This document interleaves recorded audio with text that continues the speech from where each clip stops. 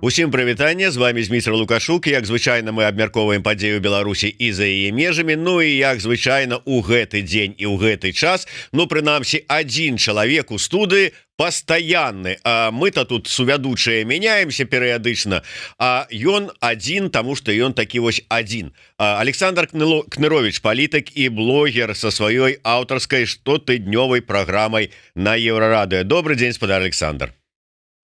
Дзень добры, паважаны Зміцер, дзень добры ўсім гледачам Еўрарадыё. Прабачце, калі ласка, я хварэю і не магу знаходзіцца ў студыі непасрэдна побач з метром, але пятніца 14 гадзіне па Мінску, і мы з вами зноў. Ну что ж, давайте пройдемся по самых таких цікавых тэмах. Звычайна мы з вами любім пачынаць с эканомікі.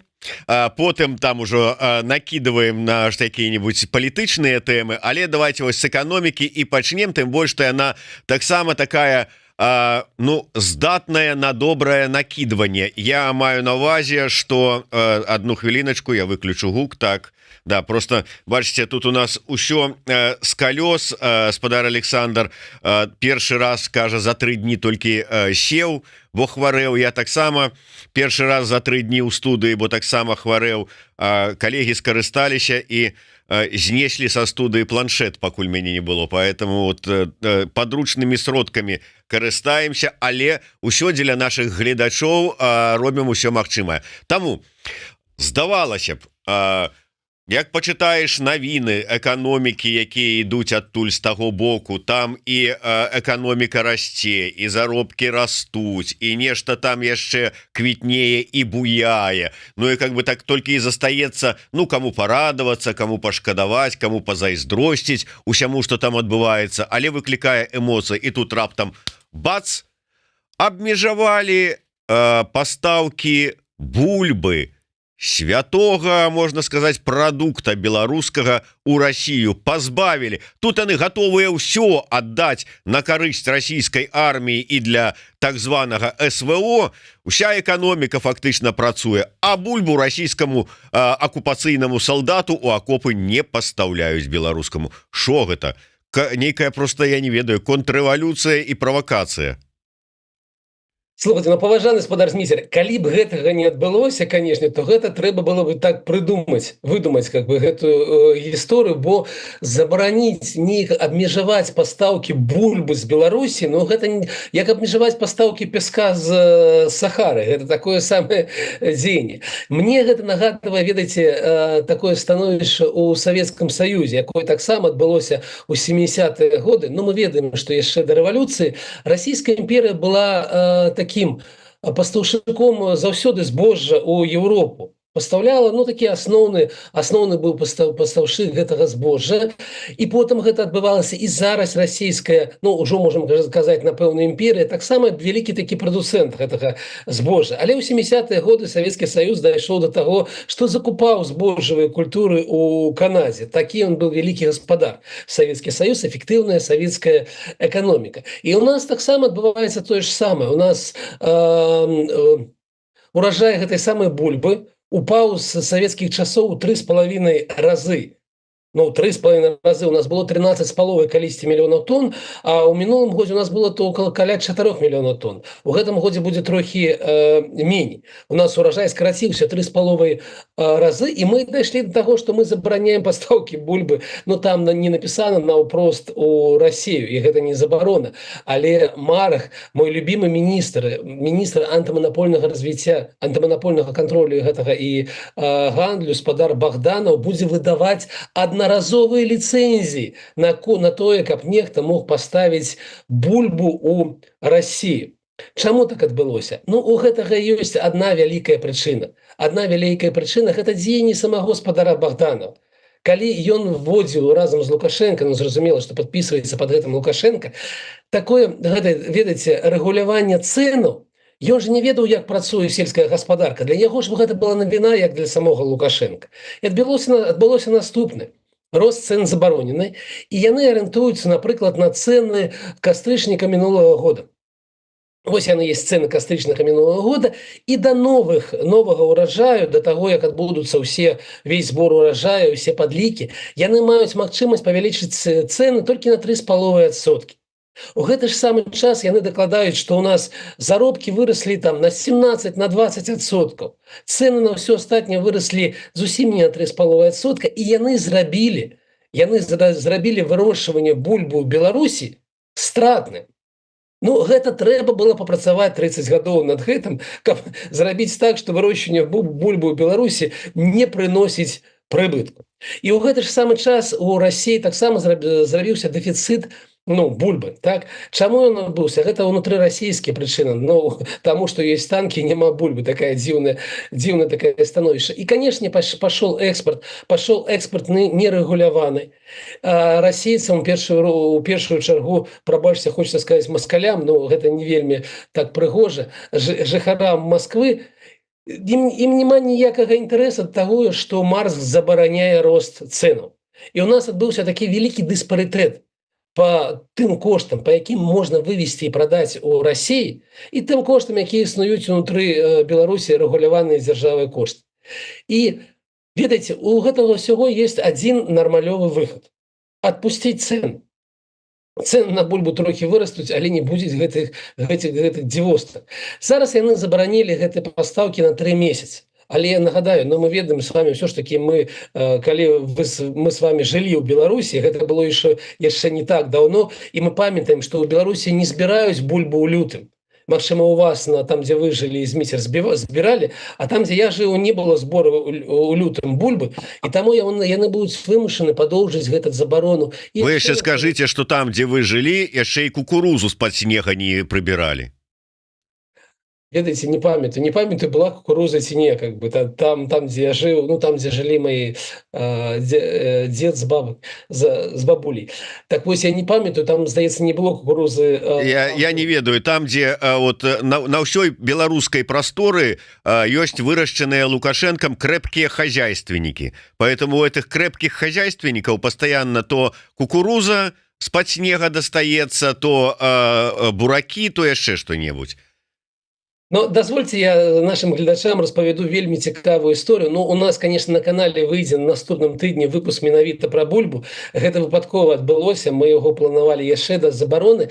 Але чаму мы яго планавалі? Я напісаў для Белсата напісаў артыкул аб тым, што беларусы больш не бульбяшы, дзе звярнуў увагу на тое, што ў 3,5 разы упаў гэты самы ураджай.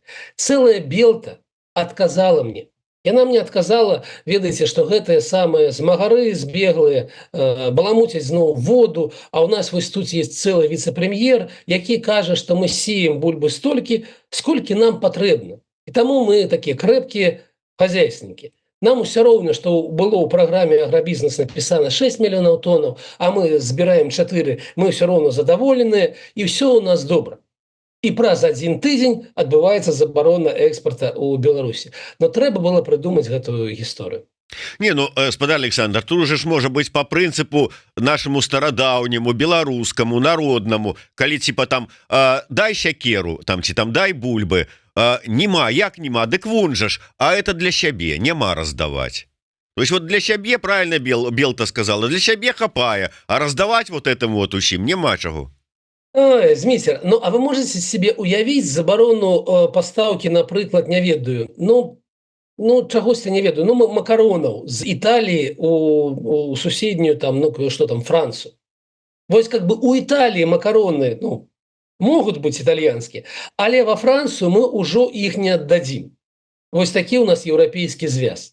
Напэўна, так немагчыма. Напэўна, еўрапейскі звяз пабудаваны на тым, што межы адчыненыя, і мы прадаем усё ўсім. І цяпер паглядзіце на тую самую саюзную дзяржаву, якую мы адзначвалі 25годдзе, і дзе за 25 гадоў мы так не змаглі скасаваць роумінг, і зараз мы ўводзім забарону вось такого дзіўнага кшталту, забарону на пастаўкі бульбы ў суседнюю краіну, якая з'яўляецца з намі адной саюзнай дзяржавай.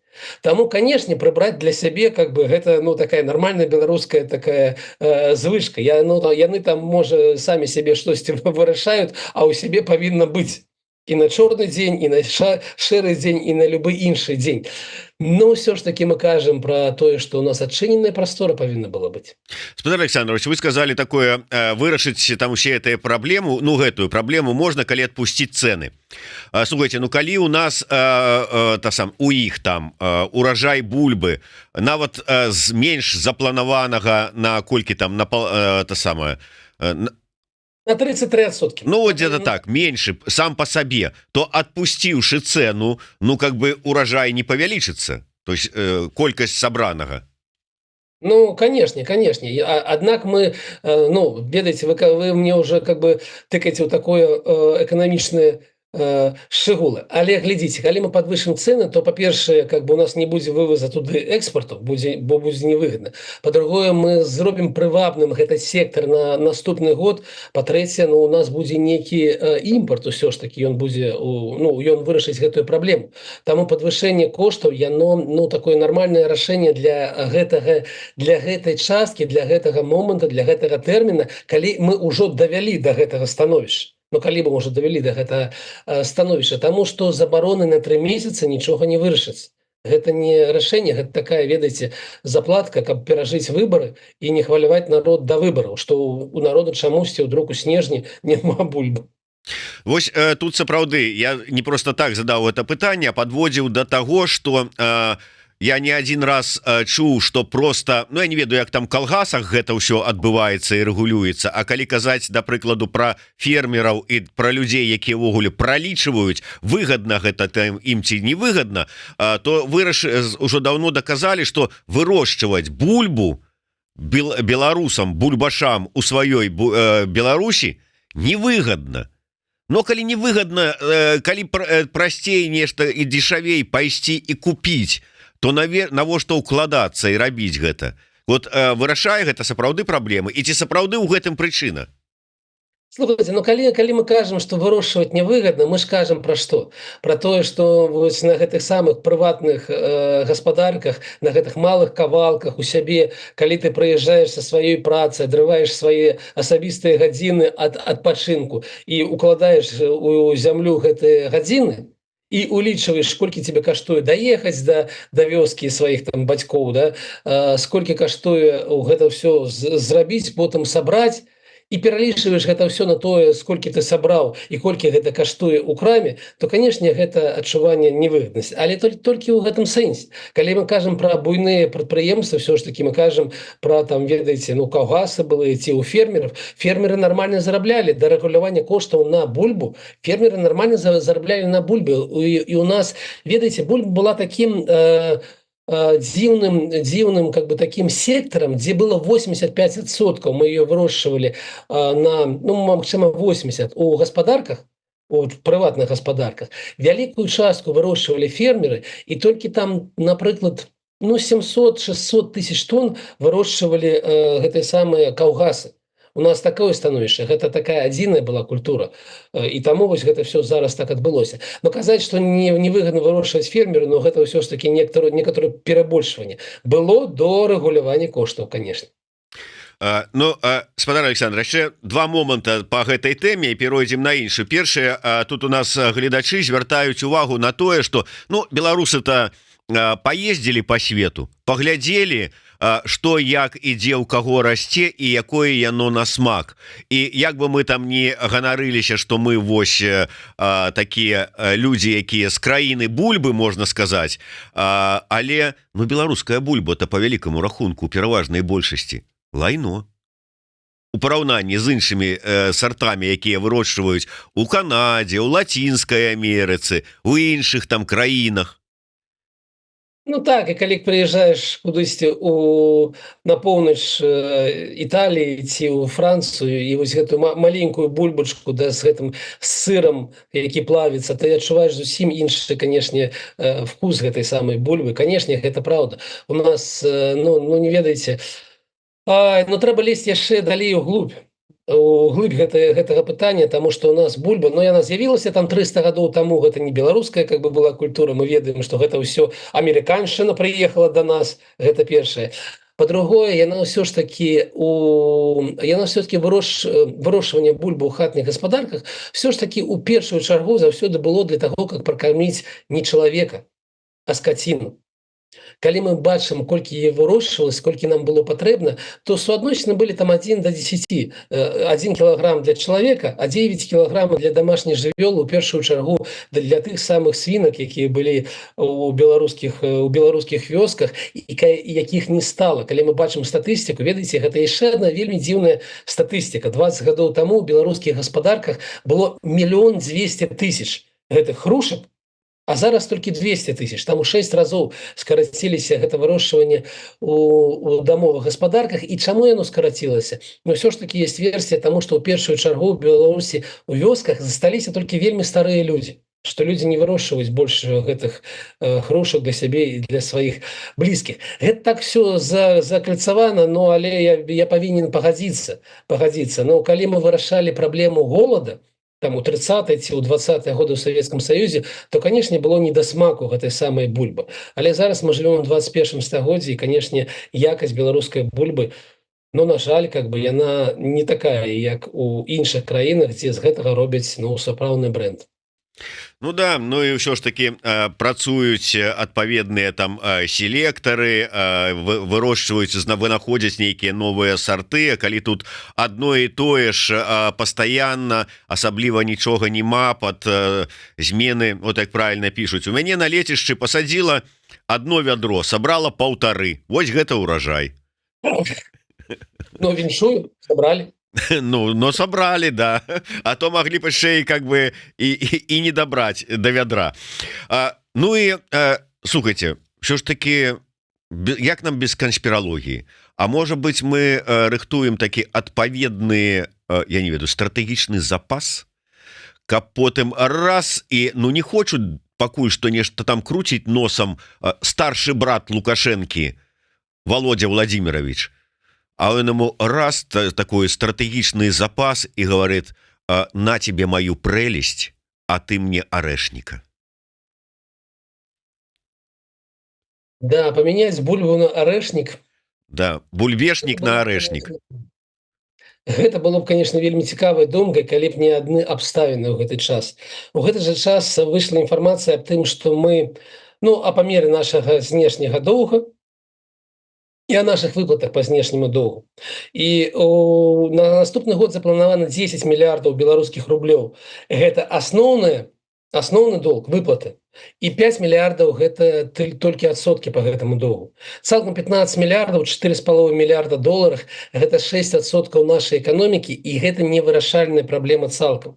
Але 70% з гэтага, напэўна, гэта ў бок Расіі, і таму Володя Путін перанясе наступны раз гэтыя выплаты і прасціце Лукашенко зноў. Таму, калі б ён жадаў, ён бы бульбу забраў бы і так за адсоткі за гэтыя даўгі перад ім, без грошай. Таму ўсё ж таки, мне здаецца, бульба не той інструмент, не той ресурс, якім мы можам уплываць на пастаўкі ці не пастаўкі арэшніка. Ну, или яшчэ я мыслю так, што, напэўна, Лукашенко ўсё ж таки ведае, што ніякага арэшніка няма, што няма чаго паставіць у Беларусь, і што гэта ўсё пакуль такая адна вялікая бурбалка і не болей за тое. Я ведаеце, што, гаспадар Александр, вот гэта ўсё скажуць нам адтуль вот ваши сябры Рыгор з турам, што гэта ўсё зайздрасць у нас гаворыць, у вас найперш. Таму што сядзіце вось у гэтых сваіх галандраных Еўропах, дзе нават Volkswagen уже наладан дыхае, і зайздросціце. Хоць так вот думаеце ушчыпнуць Беларусь. Ну а что, не так? Вот что там с Volkswagen? Яны так і написали ў гэтай самым артыкуле про на Белце на самом конце, при конце о том, что все у Беларуси будет с бульбой нормально, мы ее запихнем у Россию, продадим, заробім на гэтым шмат грошей, але ніякай бульбы нічога з гэтага не достанется нашим беглым. І хай себе сидяць і зайздросцяць там у Варшавах нашей беларускай бульбы. Асабліва з улікам того, что кірдык хутка вашим Европам, да? Так. А яны так наўпрост напісалі у самым, ну, ведаеце, у галоўным выданні у Беларусі так наўпрост напісана. Тое, што вы лічыце жартам, для іх как сапраўдны нармальны аргумент. Што ж датычыцца Volkswagen, ну, гэта вы такі перакінулі такі лёгкі масток да нашай традыцыйнай тэмы. Учора, у чацвер, у нас, нягледзячы на маю хваробу, выйшла наступнае відэо, і яно прысвечана было не Беларусі. Мы вырашылі трохі адысці ад Беларусі ўсё ж такі і зарабіць такі выпуск на тэму, якую шмат абмусоліваюць у беларускай дзяржаўнай прэсе. І ў тым ліку у Беларусі сегодня шмат пішуць аб тым, што у Германії падае прамысловасць і што неўзабаве Volkswagen скараціць там 3 завода, перавязе іх у ЗША, і вось глядзіце, што адбываецца. Ай-яй-яй, людцы там працаўнікі Volkswagen выходзяць на страйкі і так далей. Ну, мы вырашылі разабрацца ў гэтай тэмы, што ж там сапраўды адбываецца. Ну і, канешне, магу толькі параіць нашым гледачам паглядзець на канале Кнаровіч План учорашні выпуск. А калі казаць у лічбах, то у Volkswagen ўсё добра. У Volkswagen ўсё добра. У мінулым годзе мы залезлі ў справаздачнасць, дзякуй Богу, Volkswagen не так, як МАЗ ці некае іншае беларускае прадпрыемства. Там ўсё адчынена, там ўсё ляжыць вось так на стале. Бяры, чытай і рабі асабістыя высновы. 330, напэўна, мільярдаў долараў, прабачце за мой голас, ну, як ёсць, 330 мільярдаў долараў у мінулым годзе была выручка Volkswagen. І 22 мільярда быў прыбытак Volkswagen. І ён вырас, першая лічба вырасла на 11% у параўнанні з 22 годам, а другая лічба вырасла на 15%. То бок аперацыйны прыбытак вырас как бы на 15% мінулым годам. І казаць, ну, для параўнання ўся беларуская эканоміка прадукуе прыбытку, ну, там, напэўна, 4 разы меней, чым адзін Volkswagen. Таму казаць, што у Volkswagen ёсць нейкія праблемы з прыбыткамі ці з выпускам аўтамабілем, гэта было б вялікае перабольшванне. Мы разбіралі ў нашым выданні, што па асабістым там марках, да, то есть мы ведаем, што Volkswagen уходзяць розныя бренды. Это і Seat, это і Шкода, і Audi, і сам Volkswagen, і Porsche. І вось, што на дзіўна, толькі Porsche чамусьці падае. Все астатнія маркі ці стаяць на месцы, ці растуць. Чаму Porsche падае, мне не зразумела. Ну, продажы у штуках зразумела. Калі казаць па рэгіёнах, то ў Азіі Volkswagen стаіць на месцы і трохі ідзе ўніз, у астатніх рэгіёнах ён расце. Таму цалкам у Volkswagen ўсё добра, калі б не адна і адзіная лічба. У Volkswagen 15% ад себекошта аўтамабіля ўходзіць на аплату працы, а ў яго канкурэнтах 10%. І вось гэта 5% пунктаў, якія у памерах цэлага Volkswagen, гэта мільярды долараў, і робяць неабходным вось размову. Ідзе размова паміж кіраўніцтвам Volkswagen, кіраўніцтвам Германії, кіраўніцтвам прафсаюзаў. Прафсаюзы жадаюць падняць яшчэ, падвысіць там на 7% аплату працы на заводах Volkswagen. А я нагадаю нашим гледачам, што зараз гэта 62 еўра ў гадзіну. Просто уявіце себе, 62 еўра ў гадзіну, гэта максімальна, гэта там на 30% вышэй, чым у Італіі ці ў Францыі, і ў 4 разы вышэй, чым у Польшы. І вось гэтыя 62 еўра ў гадзіну прафсаюзы хочуць яшчэ падвысіць на 7%, а Volkswagen кажа, не, калі мы так будзем падоўжваць, то будзе вельмі дрэнныя наступствы будуць праз некалькі гадоў. Таму мы жадаем знізіць на 10%, ну, не тое, што кожнаму заробак, а вось гэты цалкам, гэтыя страты, ну, не страты, а выдаткі на гэтую частку нашага себекошту. Таму ідзе такая, ну, трохі складаная размова, але нічога не пагражае Volkswagen, з ім усё вельмі добра. Калі б такі Volkswagen быў у Лукашэнкі, то, конечно, ён бы цалаваў как бы усіх, ва ўсе часткі ў правую і ў левую, калі б было некае прадпрыемства, якое яму прыносіла б 22 мільярды долараў. Но зверніце ўвагу, просто уявіце себе вось гэтую размову у Беларусі. Кіраўнік, напрыклад, МАЗа кажа, слухайце, у меня вялікія выдаткі на заробак, я перанесу прадпрыемства ў Малдову. Таму што у Малдове будзе нам трохі лепей. Вось просто уявіце себе магчымасць гэтай размовы, і што б яму сказала бы міністэрства ў гэты самы момант. Ну а об астатнім, конечно, ідзіце на канал Кнырович план. Мне здаецца, гэта быў вельмі цікавы выпуск. Ну мне было так цікава яго рабіць у першую чаргу. Ну так, да, это так спадар Александр мякка намекнул, что мы тут уже амаль паўгадзіны праговорили. Я яшчэ ні разу не зрабіў рэкламную паузу, каб прарэкламаваць яго YouTube канал. Так что выправляюся, долучаюся. Калі ласка, ідзіце на YouTube канал Кнырович план.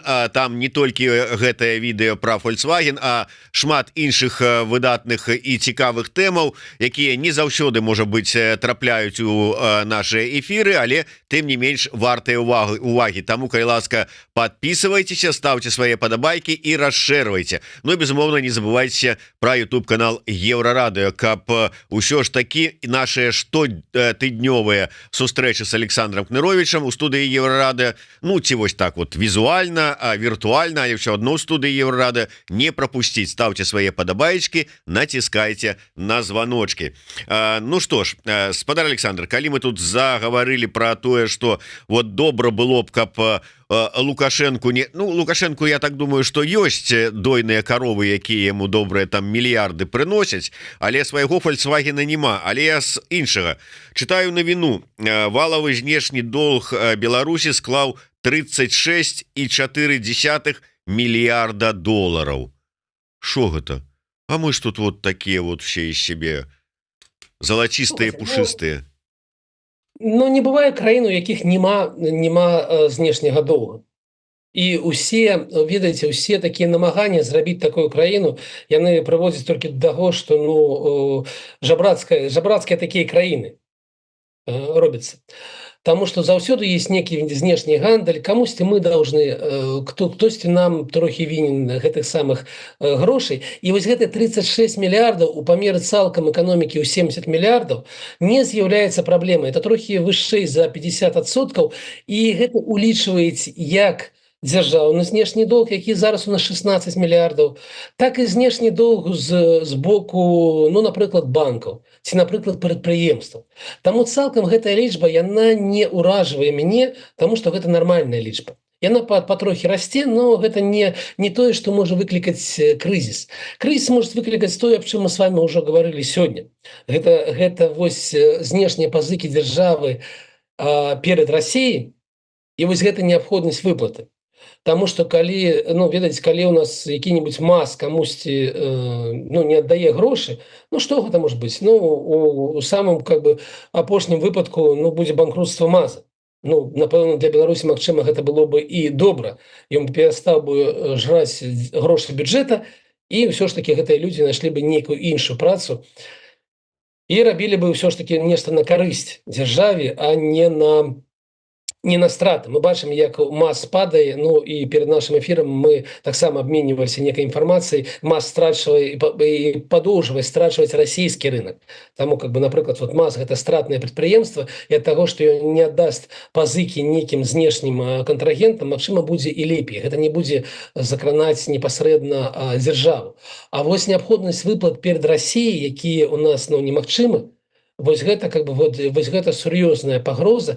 Ну, я звярну увагу наших гледачэй на тое, што даже калі беларуская дзяржава стане дэмакратычнай, усё роўна пытанне выплат Расіі па гэтым знешнім даўгам яно будзе, таму што нельга кінуць Расію, нельга агулам казаць: слухайце, ну гэта ўсё мінулае кіраўніцтва, а ў нас здесь новае жыццё, таму будзем усё з нуля.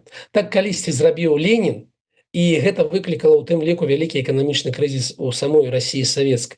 Таму што гэта азначае, што гэта дэфолт, і што нам не будуць даваць іншыя грошы, нам не будуць даваць іншыя інвестыцыі, таму што мы будзем дэфолтнай краінай. Таму вось гэта з'яўляецца праблемай, а не агульная лічба 36 мільярдаў. Яна цалкам ну, нармальная, у гэтым нет нічога такога дрэннага.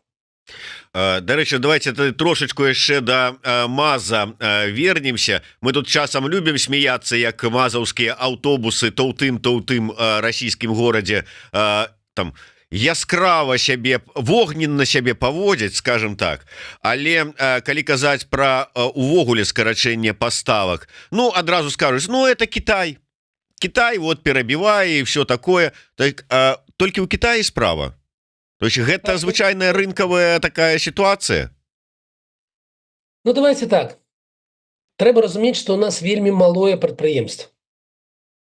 Трэба разумець, што на рынке цяжкавікоў, дзе гуляюць вялікія бренды, і каб развіваць прамысловасць гэту, трэба вялікія ўкладанні ў то, што завецца R&D, Research and Development. Это даследаванне і гэта развіццё.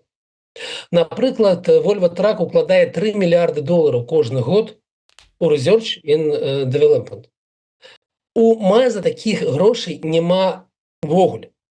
То бок там есть нейкія ўкладанні, але я здзіўлюся, калі яны перавышаюць не 3 мільярды, а 3 мільёны. І таму МАЗ не можа канкураваць з гэтага пункту гледжання. Гэта малое прадпрыемства, якое на сусветным рынке не можа канкураваць з вялікімі брэндамі. І гэта ў першую чаргу праблема. Яна магла бы вырашацца простое, каб хтосьці ў МАЗ складал гэтыя мільярды, але гэтага ўжо не будзе ніколі, ён не каштуе мільярд. Ці хтосьці выкупіў бы гэтае прадпрыемства і МАЗ стаў часткай ўжо не еўрапейскіх брэндаў. Мы разумеем, што ён не будзе часткай еўрапейскіх брэндаў, але, напрыклад, часткай канцэрна, я фантазую, Тата. Напрыклад, індыйскі буйны канцэрт для чагосьці купіў бы для сябе такое невялікае прадпрыемства, і тады бы на МАЗ працавалі укладанне ў Індыі, у R&D. Ці МАЗ стаў бы такім, ведаеце, як наш БелАЗ. БелАЗ же не займае 30% рынку кар'ернай тэхнікі, але ён займае 30% рынку з вялікай, прабачце, не памятаю, як гэта называецца па-расійску, карацей, кар'ерная тэхніка з вялікай гэтай нагрузкай. Так? Бо калі б МАЗ пашоў якую-нибудь вузкую нішу, магчыма, там мог быць нейкі поспех. Але МАЗ робіць себе выгляд, што ён звычайнае прадпрыемства, і таму гэта, увогуле, гэта параза такая запланавана.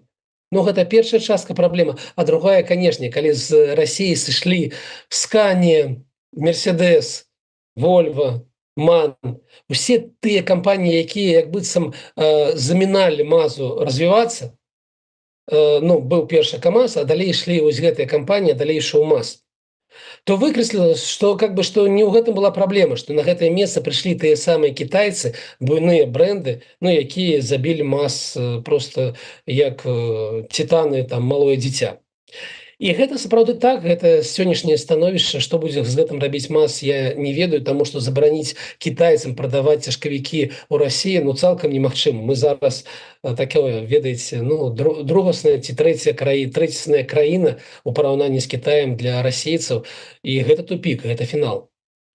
Вот, дарэчы, вы узгадалі БелАЗ, і я думаю, што вы бачылі гэтае расследаванне, якое Белпол рабіў пра БелАЗ, пра тыя махінацыі, структуры, серыя схемы і ўсё астатняе, гэтыя прокладкі, што нельга рабіць нібыта іншым прадпрымальнікам, но можна, калі гэта сынок, племяннік ці свой чалавек Лукашэнкі. Можа быць, тут я не думаю, што адзін БелАЗ толькі пад такую схему патрапіў. Можа быць, праблема не толькі ў тым, што невялікае прадпрыемства МАЗ, а таму што таксама тыя ж самыя схемы і шмат грошай, якія маглі б прыйсці як на БелАЗ, так і на МАЗ, некуды сыходзяць у іншыя кішэні.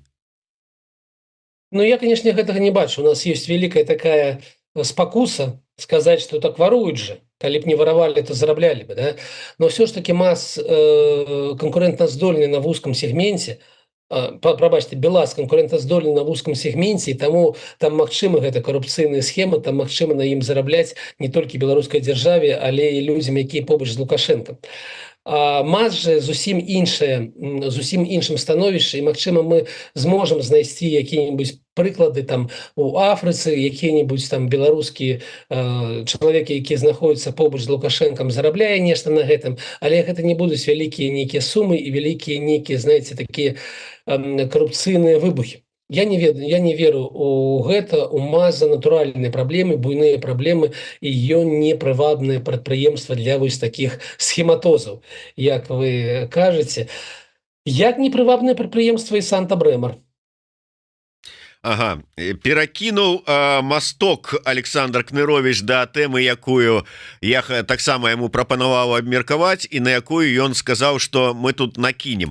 І да, давайте ўсё ж таки, ведаеце, тут мы абмяркоўвалі пэўны час таму тэму, як расійскі алігарх Усманаў быў абраны кіраўніком міжнароднай федэрацыі фехтавання. Ну и как бы так, як так, под санкциями олигарх и международная ассоциация, и что так, типа 20 баксов есть 20 баксов. Ну и тут мы маем нібыта олигарха, хай нашего такого мясцовага разлива, але які ёсць, що маємо, то маємо. Беларуская федерация грэблі, якую вось яго абралі, прызначылі, ці як там это называется у лукашэнкаўскіх умовах кіраваць, і все бы нічога. Але ж вот неяк вот інфармацыя про тое, што Машэнскі знаходзіцца і жыве ў Польшчы, а дакладней у Варшаве, яна неяк вось здзіўленне выклікае тады агулам ад усёй гэтай сітуацыі, не? Вам не падаецца? Слухайте, ну у меня тут цалкам асабістае стаўленне. Я калісьці 3 года назад, калі прыехаў да Варшавы, прыйшоў у першы раз у студыю Белсата, яшчэ не Еўраду, прабачце, да? Тады у меня был такі малы рэпартаж, і я сказаў, што я ганаруся такімі людзьмі, як Машэнскі. Таму што ён зрабіў вялікую добрую справу для Беларусі, таму што гэта працоўнае месца, таму што гэта вялікія налогі, падаткі, і я не бачыў і чаго да яго, ну, што яму сказаць не на карысць яго, так? І зараз, ну, давайте паразважаем з вами, і, магчыма, я не ўсё ведаю. У меня есть сябры, якія кажуць, ты не ўсё ведаеш. Но давайте паразважаем аб тым, аб чым мы з вами, ну, реально ведаем. Тое, што ён там кіраўнік некай федэрацыі, ну, гэта такі жарт, таму што мне таксама калісьці мне прапанавалі якую-то такую, знаете, малую федэрацыю беларускую узначаліць. Я не памятаю, якая гэта была федэрацыя, напэўна, там, ведаеце, якісьці падводны хакей, ну, или штосьці такое, ці дартс, ну, то есть, то бок, у меня быў такі шанец стаць главой некай там беларускай малой спартовай асацыяцыі. Я паразважаў, што мне для гэтага, ну, няма ніякіх прычын, і адмовіўся. І я нагадаю, што спадар Мурав'ёў калісьці узначаліў федэрацыю веласпорту, ці якога-то там асобнага веласпорту, і гэта ніяк не дапамагло яму, калі яго пасадзілі ў СІЗА. То бок узначаленне федэрацыі ў Беларусі і магчымасць сесці ў СІЗА ніяк не звязаныя паміж сабой і не з'яўляюцца такім, ведаеце, прызнакам некай такой асабістай, такой номенклатурнай узнагароды. Я мог таксама узначаліць такую федэрацыю. Но калі казаць больш сур'ёзна, вось, Зміцер, якія вы ведаеце такія прэтэнзіі да спадара Машэнскага? Ну, апроч таго, што ў прынцыпе вялізныя адлічэнні ідуць, я так разумею, з яго бізнеса, наколькі там у бюджэт, у кішэню, таму што я не ведаю, я не стаяў там са свечкай, я карыстаюся той інфармацыяй, якая да мяне прыходзіць, і людзі, якія займаюцца бізнесам, сказалі, што любы бізнес, які пачынае, прыбытак якога дасягае мільёна, ён тут жа трапляе пад увагу адмысловых органаў, якія прыходзяць і кажуць, а зараз дзяржава будзе цябе крышаваць. І адмыслова ідуць адстёгівання рэжыму, і то есть гэта ўжо нават не ў бюджэт, а ў нейкі вот там гэтыя іхнія там патрэбы рэжыма. А ў Машэнскага, я так разумею, ўсё ж таки бізнес, які перавышае мільён. Ну, он не просто перавышае мільён, напэўна, зараз ён перавышае мільярд, і, напэўна, у спісе там топ-10 ён не будзе дзесьці ў серадзіне, а не у канцэ. То бок гэта сапраўды вялікі бізнес, і, магчыма, там, ну, вось там 5-й па прыбытковасці і па сэнсу наогуле па каштоўнасцях у Беларусі. Але я не маю ніякай асабістай такой прывязанасці да Машэнскага. Но тое, што паглядзеў у расследаванні БРЦ, напрыклад, так, я паглядзеў усё, што было напісана, я уважліва паглядзеў відосы Петрухіна на гэтую з гэтай нагоды і так далей. Глядзіце, у расследаванні БРЦ напісана, што ён прабачце, ён ужывае цалкам законныя схемы валодання еўрапейскімі кампаніямі праз афшоры. Ён дае сваім еўрапейскім кампаніям пазыкі па 2% гадавых, нейкія пазыкі, і такім чынам, як быццам сыходзіць ад налога ў Літве. Гэта цалкам еўрапейская справа. Калі б яна была такой, то, магчыма, да яго былі прэтэнзіі. Але тое, што я ведаю, калі гэтыя даўгі па нармальных камерцыйных банкаўскіх стаўках, а яны меней, чым банкаўскія стаўкі, гэта 20% гадавых, то да яго не будзе ніякіх прэтэнзій. Гэта першае, у чым яго абвінавачвалі. Якіх-небудзь іншых сур'ёзных прэтэнзій у расследаванні БРЦ, акрамя таго, што ён там мяняў уладальнікаў, ён сам, дачка ці нехта іншы, там няма.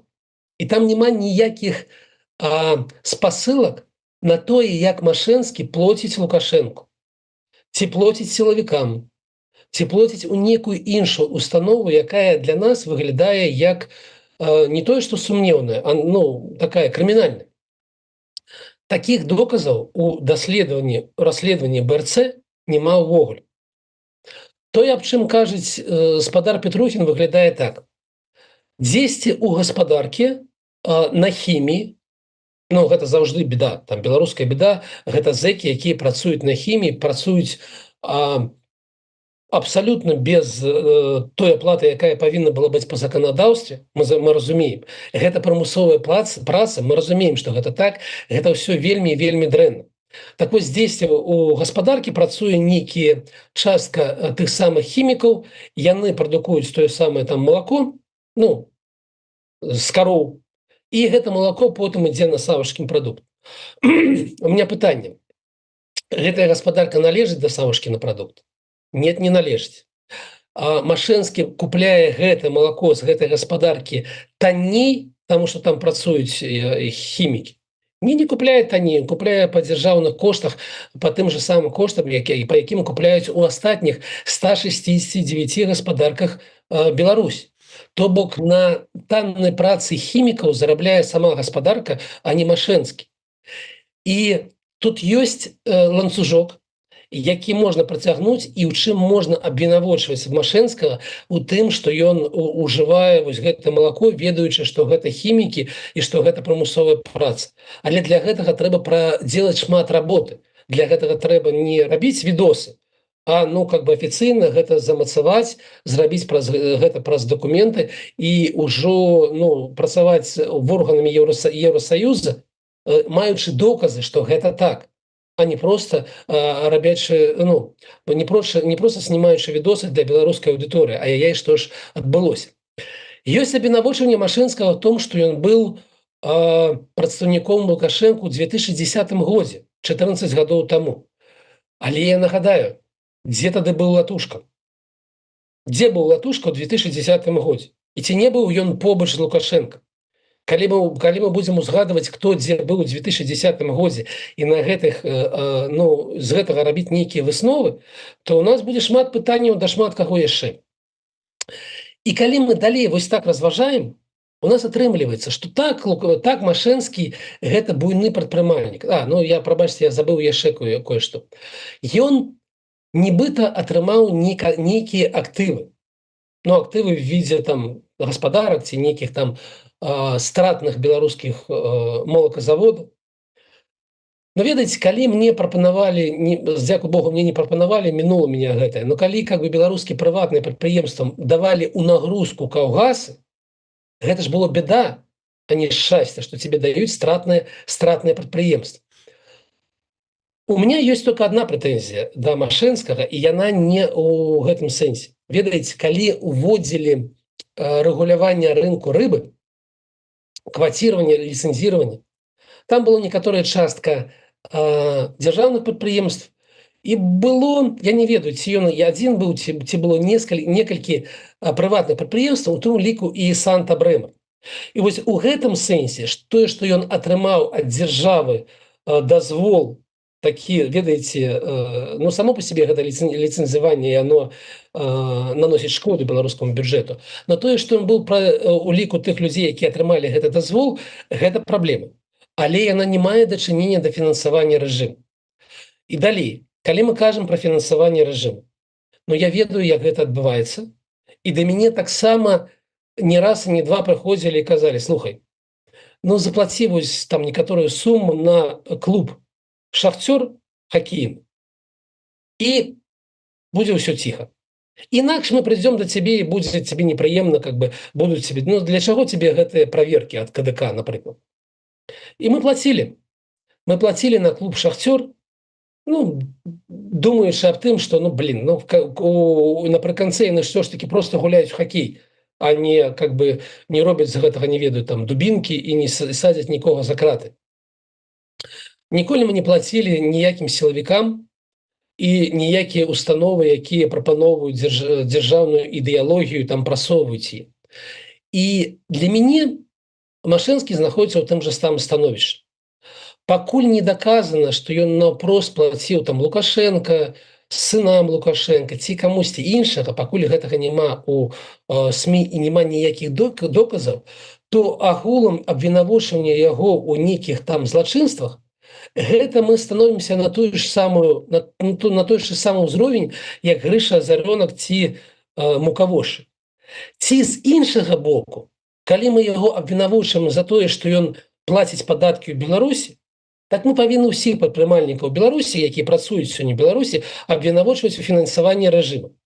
І ў тым ліку мы павінны абвінавачваць усіх беларусаў. Потому что, я нагадаю, наш самый галоўны, как бы, прыбытак у бюджэце – гэта налог, гэта самы ПДВ, НДС по-расійску, якую плоцяць самі беларусы, калі прыходзяць у крамы, штосьці купляюць.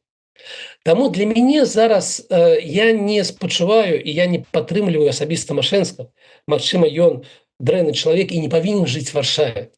Але мы так лёгка пераходзім чырвоную вот гэтую рысачку ад нашага асабістага недаверу і нядобрага стаўлення да агульнага абвінавачвання ў злачынствах, што мне гэта вельмі не спадабаецца.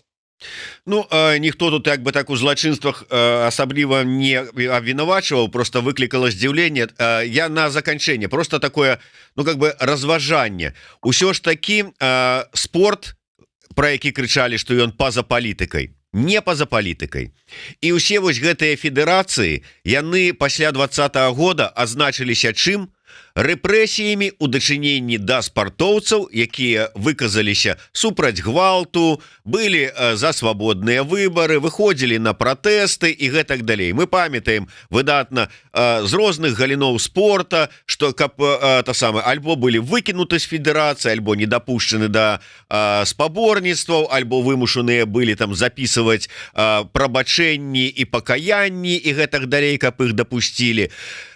Я не думаю, што федэрацыя грэблі нейкім чынам адрозніваецца ўсіх астатніх федэрацый у гэтым сэнсе. І вось чалавек, які жыве ў Варшаве, узначальвае адну з рэпрэсіўных частак сістэмы Лукашэнкі.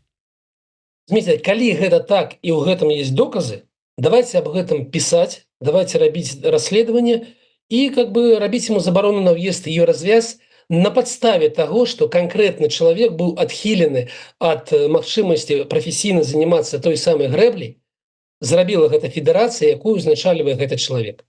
И гэта нормальный путь. Я цалкам буду за. У меня нет асабістага стаўлення да Машэнскага. Але пакуль мы ганяем паветра, і гэта выглядае недобра. Пакуль ад гэтага ёсць толькі вось такое недобры пах.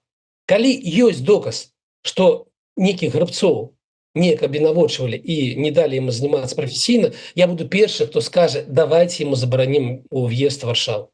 Не, ну тут, конечно, ёсць такі момант, што можна сказаць, што ён же ж зараз толькі прыйшоў. А это ж вот там, это ж вот до меня, знаете, вот это... Извините, так мы с вами будем абвінавачваць агулам просто тому, что ён там працуе, или будем все ж таки шукаць подставы достоверные, доказы і рабіць некую, ну, з гэтага некі вынік. У нас тут есть такі, ну, выбор, якім нам з вами, ну, как бы трэба зрабіць.